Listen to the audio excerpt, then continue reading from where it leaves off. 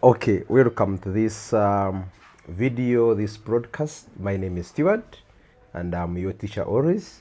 And today we actually going to summarize, or we are going to talk about a small topic, which you, the parent, the teacher, even the children need because of the ever-changing world. Today we are going to talk about what limits us or what limits learners' abilities when they learn theoretically or when they learn things they cannot do. And in this small video I am going to talk about 5 major things, and I am actually going to talk about the general overview of our education system. I'm going to talk about how do we measure or how do we compare theory and practical. Then I'm also going to talk about if you are a teacher or you are a parent and the teacher is reporting some of the signs that show that actually your learner, your child, or your class is always being engaged in a teacher-centered or a theoretical lesson or a theoretical learning in your school. But also we're going to see what are the dangers. If the teacher continuously teach learners theoretically, what happens?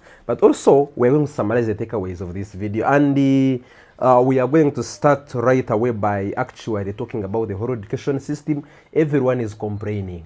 The NGOs are complaining. Our parents are complaining, and it is obvious because, for example, children who are coming out of the university, they cannot get jobs, but also the knowledge they have learned, they cannot use it anywhere. Talk about Canadian prairies. Okay, those of you are watching it, where have you used Tennessee Valley Authority knowledge?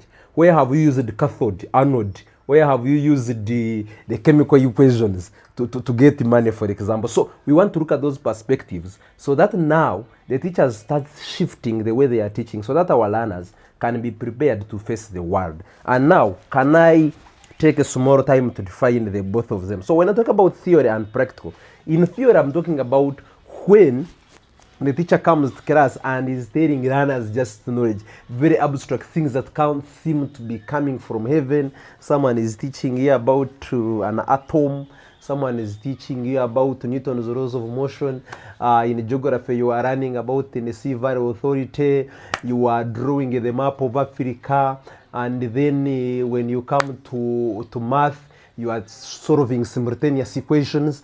You are, I don't know, vectors. Sometimes vectors are very wrong. In Kampala, when you have jam, you don't need vectors. Sometimes you need a straight path. I know, there are those things that do not help us. But when we come to theory, we are saying that the learner is using his hands to learn knowledge. In other words, this learner is solving real world problems. The things that is around him is solving them. And we're also looking at this learner actively being engaged from the beginning to the end. Instead of the teacher coming and talking, I mean those teachers who are the authors and the perfecters of knowledge. I have some 2 pictures that I want you to look at, A and B.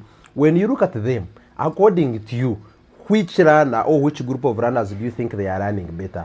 But also, I want to ask teachers who are watching, which of these pictures actually show the kind of classroom that you have at your own school? This is something to think about, but also parents can look at it and gauge and be able to choose which school is teaching in which picture and which school, or which school did they go to among the schools they went to, which one is represented in each of these pictures. So this one brings me to actually the signs. How do you know that your class is theoretical? Number one, the very number one, the teacher enters the class, talks and talks and talks and goes out when he's still talking. And in this sense, these learners are just passive.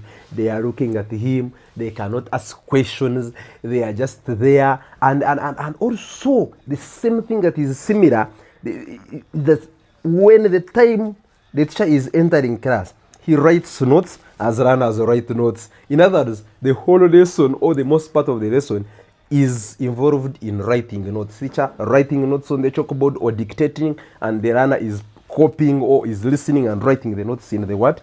In the notebook. And these lessons are specific. These notes basically are for cramming, so that tomorrow they can use the same answers, the same words in an exam. Okay, that one brings me to another one.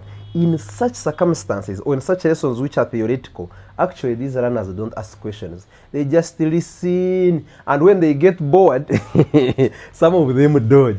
And you know, when I talk about dodging, I know people who are listening to me are going to say, yeah, I dodged, man. Physics You remember chemistry, biology. Those are some of the lessons we used to do. Mathematics. And you know, the mathematics teacher is coming with a ruler.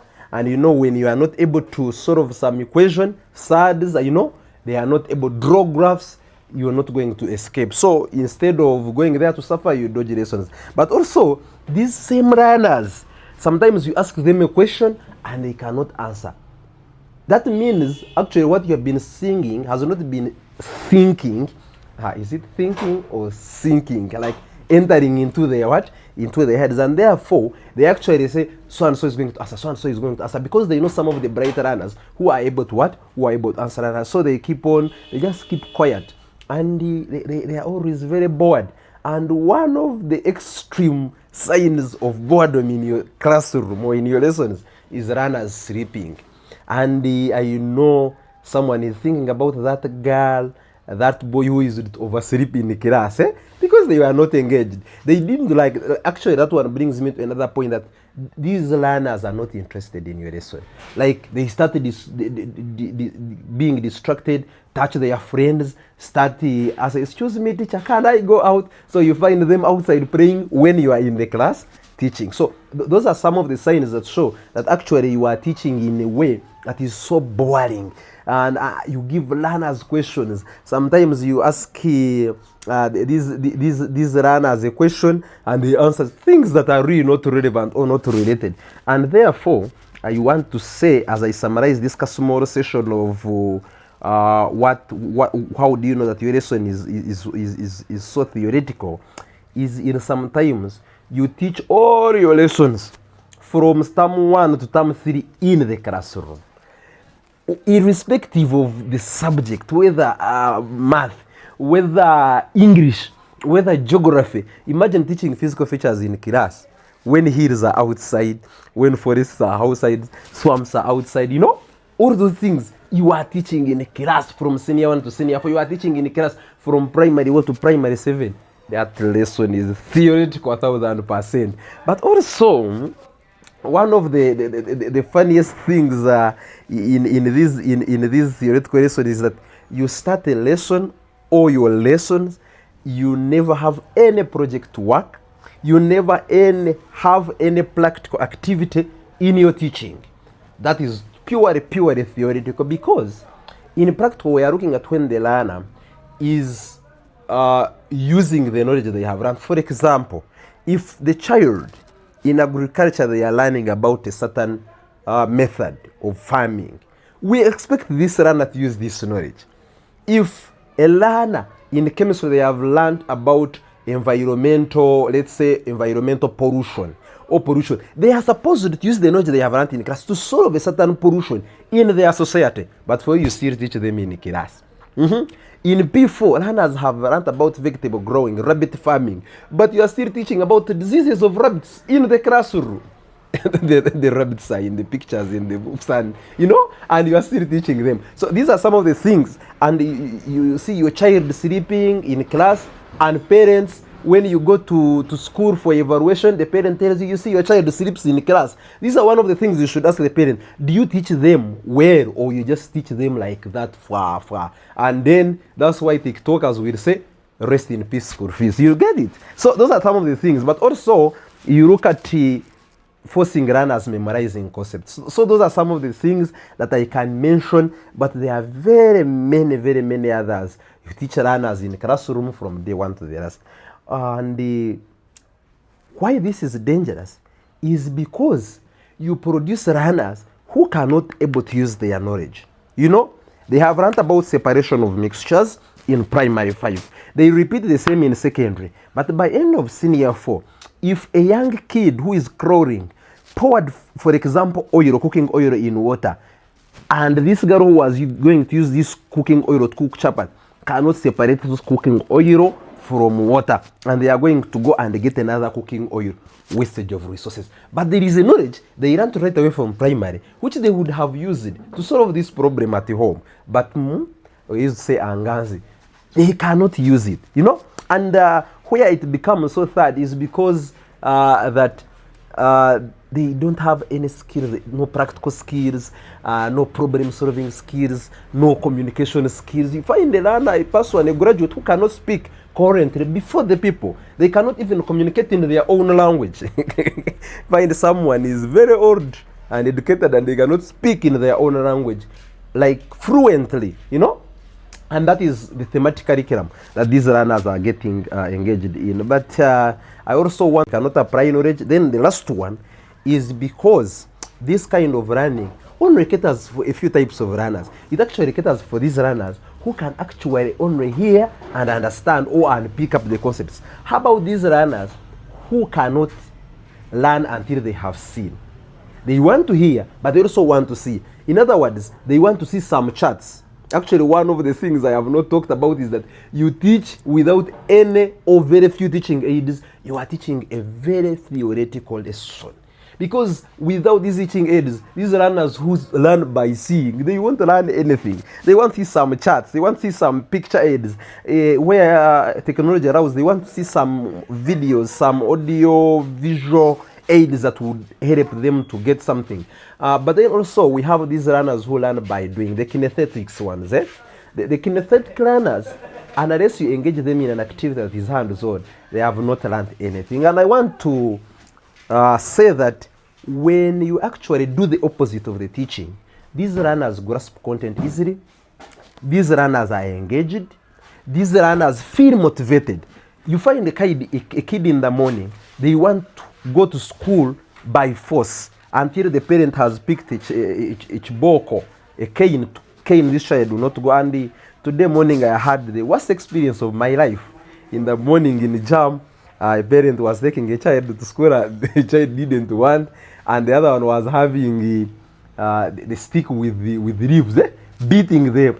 You don't want to study, you want to be like your father who is useless to us, you know. Those are the things, because the child has no motivation that is taking them to school, you know. Those are the things I always talk about. So this kind of teaching, which is not theoretical, instead it is practical, it makes learners enjoy lessons, but also all types of learners see, learners hear, learners do, and therefore all the learners who learn in different ways, they are catered for. And when you look at that, that is the time when these learners, they are discussing in their groups. That's when the communication skills come out. That's when learners are collaborating, working together.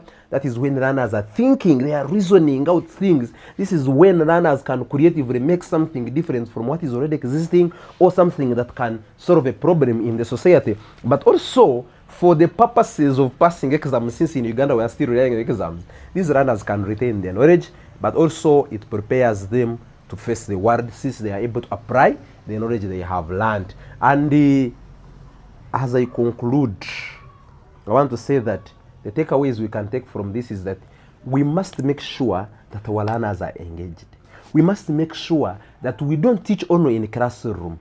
We must go out an extra mile, have projects, have some activities to do that helps learners to apply knowledge, have some activities that help these learners to see things in a different way, have some learners to help them identify a problem, but also themselves develop a solution to that challenge. And at some point, you will have discouraged cramming, and we will see learners who can create jobs. We will see learners who are problem solvers. We will see learners who can critically think. We will see learners who can communicate fluently. We will also see learners who are innovatively involved in changing our country, our world, their societies, but also their own lives. Otherwise, thank you very much for joining us for this podcast. I know it has been long, but I want us to also get engaged. Please tell us, according to this, what do you think are the other limitations that follow or that fall on our learners